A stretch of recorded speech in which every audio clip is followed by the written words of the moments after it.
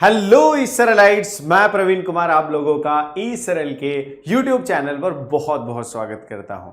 तो बच्चों, आज हम डिस्कस करने वाले एक बहुत ही इंपॉर्टेंट चैप्टर जिसका नाम है फोर्स एंड प्रेशर।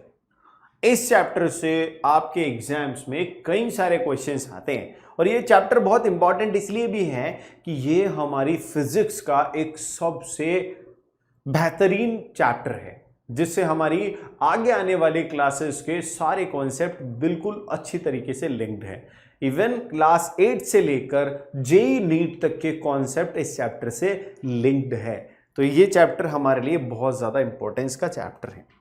इसको शुरू करने से पहले मैं आप लोगों को बता देना चाहता हूं कि ई सरल आप लोगों के लिए बहुत ही प्यारे कोर्सेज रखता है जिसमें आप लोगों को कोटा के टॉप आईआईटीएन और डॉक्टर फैकल्टीज का गाइडेंस, उनकी क्लासेस और आपको बहुत सारी और फैसिलिटीज मिलती हैं।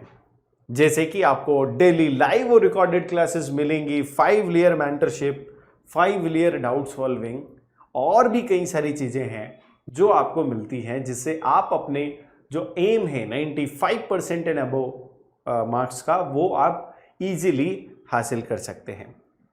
साथ के साथ अगर आपका अभी से डिसीजन क्लियर है कि मुझे आईआईटीएन बनना है या मुझे डॉक्टर बनना है तो आप हमारे जेईई नीट वज्र 2029 कोर्स में एनरोल कर सकते हैं। इसमें क्लास 8 से ही आपकी तैयारी जेईई और नीट जो कि आपका फाइनल गोल है उसकी तरफ होती है और आप फाइनली टॉप रैंक्स के साथ अच्छे आईआईटी और मेडिकल कॉलेज में सिलेक्ट हो जाते हैं। अब हम आगे चलते हैं और हमारे चैप्टर की शुरुआत करते हैं। सबसे पहले हमारे पास एक टर्म आती है इस चैप्टर में, फोर्स। फोर्स क्या है भाई? आप सब लोग जानते होंगे कि फोर्स क्या एक पुश और पुल है। जैसे हम अगर किसी बॉक्स को पुश कर रहे हैं, धक्का दे रहे हैं, वो आगे निकल रहा है, आगे बढ़ रहा है ना वो। तो ये जो हमने ऐसे उसको धक्का लगाया, ऐसे पुश किया, that push is called a force. Similarly दूसरी चीज होती है पुल। ऐसे हम किसी को खींच रहे हैं तो वो पुल है और वो भी एक फोर्स है। तो फोर्स क्या होता है? किसी भी ऑब्जेक्ट पर लगाया गया पुश और पुल क्या कहलाता है बच्चों? फोर्स। अब इस फोर्स को एक्ट करने के लिए क्या दो ऑब्जेक्ट्स की जरूरत है? यानी interaction of two objects necessary है ये से फोर्स के लिए है, क्योंकि एक तो ये ऑब्जेक्ट है जिसको हमने बॉक्स बोला हुआ है, ये बॉक्स है, एक वो इंसान है, इसका नाम है, हमारे दोस्त का नाम मोटू, तो ये हमारा मोटू दोस्त है, और एक क्या है? बॉक्स है। दोनों के इंटरेक्शन से ही फोर्स लग पा रहा है। तो at least two objects must be in interaction for a force to come into play. अब ये जो इंटरेक्शन है एक ऑब्जेक्ट का दूसरे ऑब्जेक्ट से, यही फोर्स को रिजल्ट करता है इन दोनों ऑब्जेक्ट्स के बीच। जैसे रस्सी और इस मोटू का इंटरेक्शन क्या कहलाता है? फोर्स। फोर्स में रिजल्ट करता है।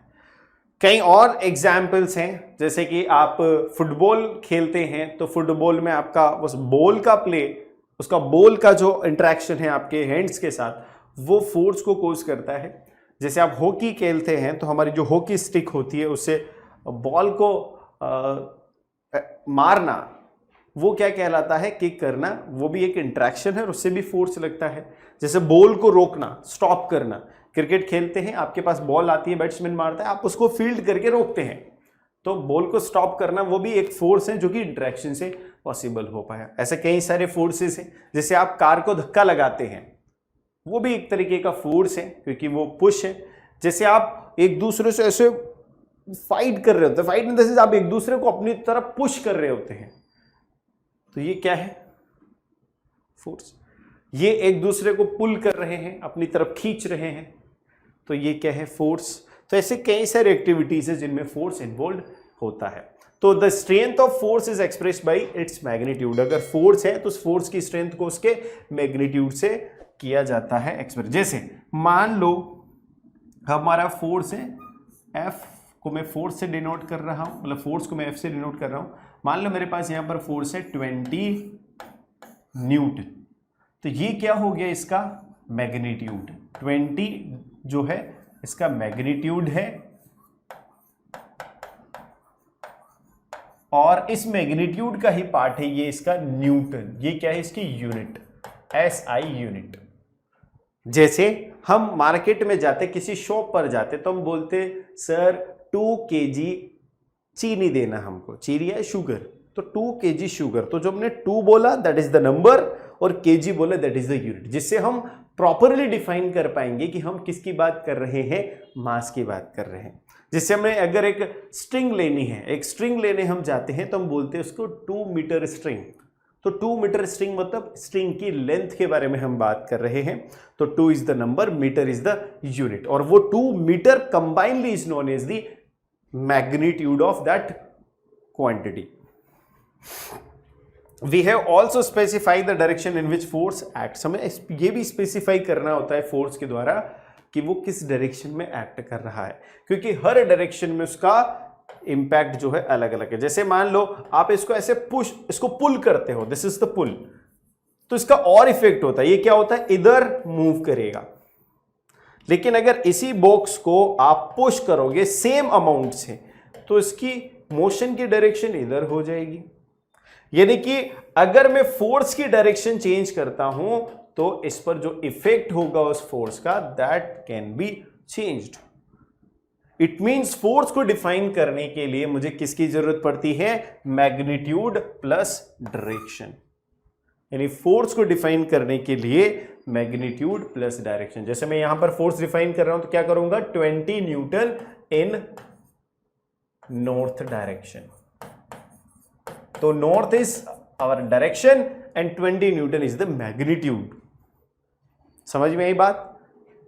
अब ये 20 न्यूटन नॉर्थ डायरेक्शन कैसे करेंगे, if there is an object और वो इस प्रकार से है, तो आप इस ऑब्जेक्ट पर ऐसे अगर फोर्स लगा रहे हैं एक 20 न्यूटन का, तो this force is known as 20 newton force in the north direction. If the direction or magnitude of the applied force changes, its effect also changes।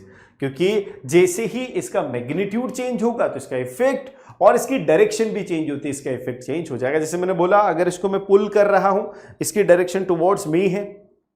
अगर मैं इसको पुश कर रहा हूं तो इसकी direction away from the my self है। तो जब ये मेरी तरफ में इसको पुल कर रहा हूं तब डायरेक्शन अलग है, पुश कर रहा हूं तब डायरेक्शन अलग है, दोनों में इफेक्ट अलग हैं, क्योंकि एक में ये मेरे पास आएगा, एक में ये मेरे से दूर जाएगा। समझ में आई बात। तो जैसे फोर्स की डायरेक्शन चेंज होती है, उसका effect can also be changed. Force जो अप्लाई होता है किसी भी ऑब्जेक्ट पर, वो सेम डायरेक्शन में भी हो सकता है और ऑपोजिट डायरेक्शन में भी हो सकता है, पर जो सेम डायरेक्शन के फोर्सेस हैं वो आपस में ऐड हो जाते हैं और ऐड होकर कंबाइन इफेक्ट प्रोड्यूस करते हैं। लेकिन जो ऑपोजिट डायरेक्शन में होते हैं वो ऐड नहीं होते, वो सब्ट्रैक्ट होते हैं। क्या होते हैं बच्चों, सब्ट्रैक्ट। तो यहां पर जो सेम डायरेक्शन में है, they will add on to the one another. If two forces act in the opposite direction on an object, the net force acting on this is the difference between the two forces. If two forces applied on an object और वो equal है magnitude में और opposite है direction में, तो उनका क्या हो जाएगा, नेट फोर्स जीरो हो जाएगा। जैसे यहां पर आप देख सकते हैं, ये गेम है, आपने स्कूल में बहुत खेला होगा। इसको बोलते हैं अपन हिंदी में रस्सा कसी और अंग्रेजी में टग ऑफ वॉर। इसमें क्या होता है, रस्सी के बीचों बीच एक निशान बना दिया जाता है, एक हैंकी बांध दिया जाता है, गिठान लगा दी जाती है। उसके बाद दो पार्टियों में जो है टीम बना दी जाती है। अब दोनों टीमें अपनी अपनी तरफ इस रस्सी को खींचती हैं और ये लाइन से, ये वाला जो मार्क है वो इस लाइन से जिसकी साइड ज्यादा चला जाएगा वो टीम जीत जाएगी। यानी उसने ज्यादा फोर्स लगाया और अपनी तरफ खींच लिया रस्सी को, तो वो टीम विन हो जाएगी।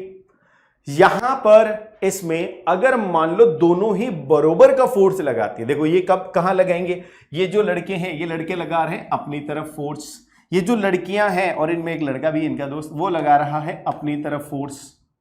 तो यानी फोर्स की जो डायरेक्शन है दोनों की वो ऑपोजिट है। अगर दोनों बराबर अमाउंट का फोर्स लगा रहे, इक्वल अमाउंट का फोर्स, देन दिस रस्सी, this rope will not move.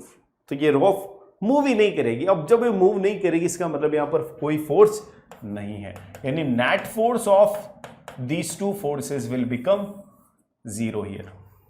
और ये कब होता है, जब दो इक्वल एंड ऑपोजिट फोर्सेस किसी एक ऑब्जेक्ट पर एक्ट कर रहे हो। यहां पर ऑब्जेक्ट क्या है, रॉक, और उस पर फोर्स कौन लगा रहा है, इधर ये वाली पार्टी, इधर ये वाली पार्टी, दो अलग अलग टीमें लगा रही है। तो if the two forces applied on an object are equal in magnitude and acts in the opposite direction, then the net force is equal to 0 over the object। Clear बात है। अब इसके कुछ एग्जांपल्स हम देखते हैं। जैसे यहां पर देखो, इस डायरेक्शन में 50, इस डायरेक्शन में 30, दोनों सेम डायरेक्शन में है, तो इसका नेट फोर्स क्या हो जाएगा, क्योंकि दोनों सेम डायरेक्शन में है तो नेट फोर्स कैसे निकलेगा, दोनों ऐड हो जाएंगे, यानी 50 + 30, तो net force will become 80 Newton. Is it clear? Next, दूसरे क्वेश्चन में इधर से 50 है, उधर से 30 है, तो ये 50 अगर पॉजिटिव है तो 30 क्या हो जाएगा, नेगेटिव, क्योंकि डिफरेंस निकालना पड़ेगा ना, ऑपोजिट डायरेक्शन में है, तो नेट फोर्स क्या हो जाएगा, 20 newton in the direction of larger force. तो नेट फोर्स 20 न्यूटन। अगर मान लो ये जो फोर्सेस हैं ये इक्वल हैं, जैसे यहां पर इस पर ये फोर्स 20 न्यूटन है और ये फोर्स भी 20 न्यूटन है, क्योंकि दोनों ऑपोजिट डायरेक्शन में है, तो नेट फोर्स कैसे निकालेंगे हम, डिफरेंस से। तो डिफरेंस क्या हो जाएगा, 20 - 20 का डिफरेंस हो जाएगा, और that will result into the 0 newton. तो net force will become 0 over here. अब बात होती है कि ये फोर्स क्या क्या कर सकता है। तो फोर्स क्या क्या कर सकता है, फोर्स की एबिलिटीज को चेक करने के लिए हम क्या करेंगे, कुछ हमारे लाइफ के छोटे छोटे एग्जाम्पल्स लेंगे। बचपन में अगर आप किसी न किसी विलेज से बिलोंग करते हैं तो आपने अक्सर ये देखा होगा, इवन शहरों में भी ये कभी कभार देखने को मिल जाता है बचपन में। तो एक ऐसा टायर होता है, साइकिल का टायर, कार का टायर, कुछ बच्चे जो हैं बाइक का टायर, उसको क्या करते हैं, डंडे से ऐसे ऐसे मारते हैं, जिससे क्या होगा, वो टायर मूव करता है। डंडे से क्या कर रहे हो आप उस पर फोर्स अप्लाई कर रहे हो, और वो जो फोर्स है वो क्या कर रहा है, उसमें मोशन कोज कर रहा है, यानी force can cause the motion. Force क्या कर सकता है, मोशन कोज कर सकता है। जैसे एक बॉल के ऊपर आप फोर्स लगाते हो तो बॉल के अंदर भी मोशन आ जाता है, बॉल आगे की तरफ मूव करने लगती है ना। फोर्स क्या कर सकता है, डायरेक्शन चेंज कर सकता है। जैसे आप क्रिकेट खेलते हो, बॉल आ रही है, बॉल की डायरेक्शन आपकी तरफ है, जैसे आपने बैट से मारा यानी आपने फोर्स लगाया, बॉल की डायरेक्शन ऑपोजिट हो गई है। किसी भी डायरेक्शन में आप मार रहे हो उस डायरेक्शन में होगी, यानी फोर्स जो है वो मोशन तो कर सकता है, मोशन मतलब स्पीड तो ला सकता है, स्पीड को चेंज भी कर सकता है, but direction can also be changed by the force, यानी किसी भी ऑब्जेक्ट की डायरेक्शन भी फोर्स से चेंज हो सकती है। तो force can cause the motion, can increase और decrease the speed of an object, can change the direction of an object. और क्या हो सकता है फोर्स से, आपने देखा होगा आपके घर में अगर आप कोई नींबू शिकंजी की बात कर लेते हैं, तो क्या सबके घर में तो वो प्रेस, नींबू को प्रेस करने वाला होता नहीं, तो हम क्या करते हैं, नींबू को काट लेते हैं। नींबू को काट के इसे हाथ से निचोड़ते हैं। अब क्या करते हैं, हम हमारी फिंगर से उस पर फोर्स लगाते हैं, उसको कंप्रेस करते हैं, फोर्स लगाते हैं। फोर्स लगाने से क्या होता है, उसका शेप चेंज हो जाता है। क्या आप जैसे फोर्स लगाते हो तो वो वापस उसी स्फेरिकल शेप में रहता है, नहीं, शेप डिस्टॉर्ट हो जाता है। नहीं, force can change the shape of an object, और ऑब्जेक्ट की साइज भी चेंज कर सकता है। कैसे चेंज कर सकता है, आप एक स्प्रिंग लेंगे, स्प्रिंग पर आप फोर्स लगाएंगे, स्प्रिंग से उसकी क्या हो जाएगी, साइज चेंज हो जाएगी। जो स्प्रिंग की लेंथ पहले अगर 15 सेंटीमीटर थी तो that can be 30 centimetre also.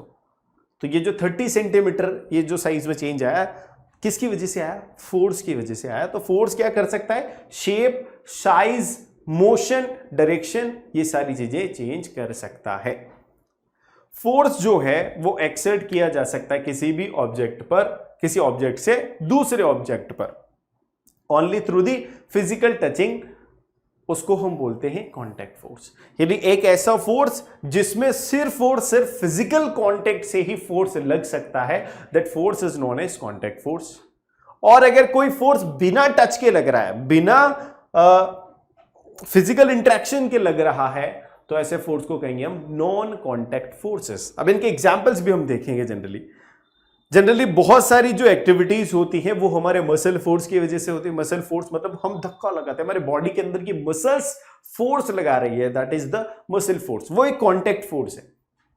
जैसे ऑब्जेक्ट जो है जमीन पर रोल करता हुआ रुक जाता है, रोल करते करते रुक जाता है ना, क्योंकि उस पर जो ग्राउंड है, जो सरफेस है, वो फ्रिक्शन फोर्स अप्लाई कर रही है जो उसकी मोशन को रेजिस्ट कर रहा है।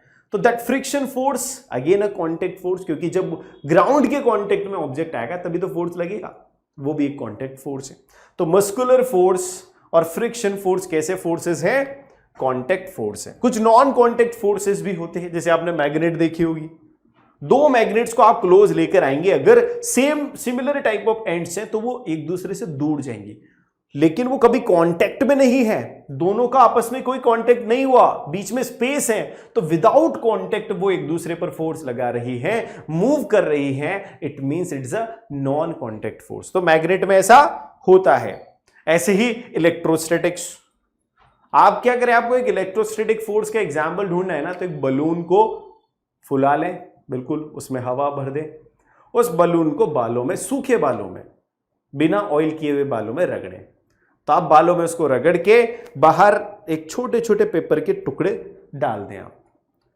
तो जब जमीन पर छोटे छोटे पेपर के टुकड़े डालोगे और उस बलून को जिस सरफेस से आपने उसको रब किया है उस सरफेस से उस बलून को उन टुकड़ों के पास ले जाओगे, तो पेपर के जो टुकड़े हैं ना वो उस बलून पर चिपकने लगेंगे। वो कांटेक्ट में नहीं आए लेकिन अपने आप उठकर उस बलून से चिपकने लगेंगे। तो बिना कांटेक्ट पर उन पर फोर्स लगा और वो अट्रैक्ट हो गए इस बलून की तरफ। वो इलेक्ट्रोस्टैटिक फोर्स है जो आपको यहां भी देखने को मिल रहा है। तो फोर्सेस कैसे हो सकते हैं? कांटेक्ट और non contact, both type of forces can be there. अब हम बात करेंगे प्रेशर की। प्रेशर बहुत ही तगड़ा रोल प्ले करता है। आप लोगों ने देखा होगा, जब भी स्टेशन पे आप कुली को देखेंगे तो उनके सिर पे एक राउंड करके कपड़े से कुछ बना हुआ रखा होता है। वो क्यों रखा होता है? मान लो वो ये वाले बॉक्स को, ये वाली संदूक को वो डायरेक्ट अपने सर पे रख लेते हैं, तो अपने सिर का जो सबसे ऊपर वाला पार्ट होता है, जो ऊपर की तरफ कॉन्वेक्स बना होता है, वो पार्ट इसके कांटेक्ट में आता है और उस पार्ट का एरिया बहुत कम होता है। जो कांटेक्ट में एरिया है वो बहुत कम होता है, यानी फोर्स जो लग रहा है वो उसी एरिया पर लगेगा, तो उस एरिया पर उसको तकलीफ ज्यादा होगी। लेकिन जैसे ही वो किसी कपड़े से राउंड बनाकर सिर पे रखकर उसको उसके ऊपर रखेंगे, तो उस राउंड बनाकर उस कपड़े ने क्या किया, वो कांटेक्ट एरिया जो था उस फोर्स को, उस लोड को बियर करने वाला, वो एरिया इंक्रीज कर दिया। और जैसे वो एरिया इंक्रीज हुआ, आपको तकलीफ कम हो रही है, दर्द कम हो रहा है। इट मींस जो प्रेशर आपका सिर, आपका हेड फील कर रहा है, दैट प्रेशर नाउ रिड्यूस्ड। तो ये जो यहां पर बना होता है कपड़े से, वो क्या होता है, क्या करता है, वो एरिया इंक्रीज करता है और उस एरिया से क्या होता है, प्रेशर रिड्यूस हो जाता है, जिससे हमारी बॉडी में पेनिट्रेशन नहीं हो पाता है, दर्द कम होता है। सिमिलरली इस कॉन्सेप्ट को अगर मैं नेल से समझूं, तो आपने देखा होगा नेल का जो हेड होता है वो बिल्कुल ब्लंट होता है, उसका एरिया ज्यादा होता है, लेकिन जो उसका पॉइंटेड टिप होता है, जिसको आप पेनिट्रेट करना चाहते हैं किसी भी सरफेस में, वो बिल्कुल कम एरिया का पॉइंटेड होता है। इससे क्या होगा कि कम फोर्स में प्रेशर उस पॉइंटेड टिप पर ज्यादा होगा, जिसकी वजह से वो पेनिट्रेट आसानी से कर पाए। तो यहां पर प्रेशर का कॉन्सेप्ट आता है। प्रेशर क्या होता है? एरिया के बढ़ने से प्रेशर क्या होता है, डिक्रीज होता है, और एरिया के घटने से प्रेशर इंक्रीज होता है। तो सिमिलरली इसका जो फॉर्मूला है प्रेशर का, वो क्या है, फोर्स अपॉन एरिया। यहां पर जो फोर्स है वो पर यूनिट एरिया पर अगर एक्ट करता है, तो फोर्स पर unit area is called pressure. ये जो एरिया है ये वो सरफेस का एरिया है जो सरफेस कांटेक्ट में है, जिस सरफेस पर फोर्स एक्ट कर रहा है। समझ में? अगर एरिया स्मॉलर होगा तो प्रेशर लार्जर होगा, और अगर एरिया जो लार्जर है तो प्रेशर स्मॉलर होगा। अब हम प्रेशर के बारे में थोड़ा सा और जानकारी लें, तो प्रेशर जो है वो लिक्विड्स भी एक्सर्ट करते हैं। लिक्विड प्रेशर कैसे एक्सर्ट करते हैं, उसके लिए हम एक ट्यूब लेंगे, उस ट्यूब के नीचे बॉटम में अपन बलून लगा देंगे। बलून को इस तरीके से लगाएंगे कि वो फिसले ना। उसमें कुछ वाटर पोर करेंगे, तो वाटर उसमें पोर करेंगे तो बलून थोड़ा सा फूल जाएगा। जब ज्यादा लेवल ऑफ वाटर उसमें पोर करेंगे तो बलून और ज्यादा फैल जाएगा। इसका मतलब क्या है कि जो लिक्विड्स होते हैं वो बॉटम में प्रेशर लगा रहे हैं, इस वजह से बलून फूल रहा है। लेकिन यहां पर आप देखोगे तो इस बॉटल के साइड में हमने बलून लगाया और यहां पर भी देखने को मिला कि बलून की साइज इंक्रीज हो गई है। इसका मतलब वो जो प्रेशर बॉटम में हो रहा था वैसा कुछ प्रेशर इसकी वॉल्स पर भी है, साइड्स में भी है। तो जो लिक्विड्स होते हैं वो बॉटम में और वॉल्स पर दोनों पर क्या लगाते, प्रेशर लगाते। ये एक छोटा सा और एक्सपेरिमेंट है, इसमें मैंने एक ही लेवल पर 3 अलग अलग जगह छेद कर दिए। उन तीनों अलग अलग जगह के छेद से पानी एक जैसा ही निकल रहा था, एक जैसा in the sense same pressure से निकल रहा था। इसका मतलब सेम वाटर लेवल पर फोर्स जो एक्सर्ट करता है लिक्विड वो सेम करता है, यानी सेम लेवल पर सेम फोर्स एक्सर्ट किया जाता है लिक्विड्स द्वारा। तो liquids exert pressure on the walls of the container and pressure depends on the height of the water column. जैसे मैंने बताया यहां पर वाटर कॉलम की हाइट कम थी तो ये कम फूल रहा था, यहां पर वाटर कॉलम की हाइट ज्यादा है तो ये ज्यादा फूल गया, यानी प्रेशर ज्यादा इन दिस केस। और क्या है, liquid exert equal pressure at same depth. यहां पर अगर आप बात करोगे सेम डेप्थ पर अगर आप बात करोगे तो सेम प्रेशर एक्सर्ट करता है। Gases also exert the pressure on the walls of container, gases भी करती है और उन गैसेस का जो फोर्स होता है उसको एटमॉस्फेरिक प्रेशर हम बोलते हैं। हमारे एटमॉस्फेयर में जो एयर है उसके द्वारा जो प्रेशर लगाया जाता है that pressure is known as atmospheric pressure. इसके लिए एक इंस्ट्रूमेंट ऐसा बनाया गया है जिससे हम क्या करते हैं, इसको फर्श पर, बिल्कुल प्लेन चिकने फर्श पर ऐसे प्रेस करके इसके अंदर की एयर निकाल देते हैं और एयर निकाल के इसको चिपका देते हैं। फिर जब आप इसको छुड़ाने लगोगे तो आपको बहुत ज्यादा फोर्स लगाना पड़ेगा इसको छुड़ाने के लिए। क्यों? क्योंकि इसके अंदर एयर नहीं है और बाहर एयर है, यानी बाहर की एयर इसको दीवार से चिपकाए रखना चाहती है, दीवार से चिपके स्टिक रखना चाहती है, क्योंकि अंदर की कोई एयर नहीं है जो इस प्रेशर को, इस फोर्स को बैलेंस कर सके, इसलिए ये मुश्किल से छूटता है। अब एटमॉस्फेरिक प्रेशर की कैलकुलेशन में अगर मैं बात करूं तो हम जिस अर्थ पर रहते हैं उसके आसपास एटमॉस्फेयर है और काफी ऊंचाई तक एटमॉस्फेयर है। अब अगर मैं पर्टिकुलर प्लेस पर एक यूनिट एरिया पर इतनी ऊंचाई की एयर का मास मेजर करूं और उस मास का, क्योंकि यहां पर ग्रेविटेशन फोर्स लगता है किसी भी मास पर, तो उस मास का वेट मेजर करूं और उस वेट को इस पर्टिकुलर यूनिट एरिया से डिवाइड करूं तो क्या आएगा, एटमॉस्फेरिक प्रेशर। यानी प्रेशर, एटमॉस्फेरिक प्रेशर क्या होता है, it is the pressure because of the air in the atmosphere per unit area. तो जो फोर्स एयर लगाएगी यूनिट एरिया पर, वो force divided by that unit area is known as pressure. और ये कौन सा प्रेशर होगा, एटमॉस्फेयर का प्रेशर होगा। तो this is all about the chapter बच्चों।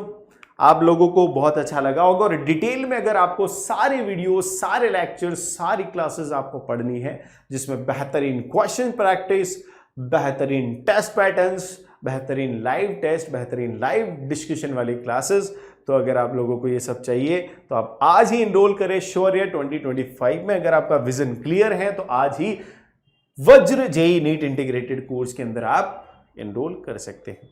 तो थैंक यू वेरी मच, मिलते हैं अपन अगली वीडियो में, जब तक के लिए बाय बाय।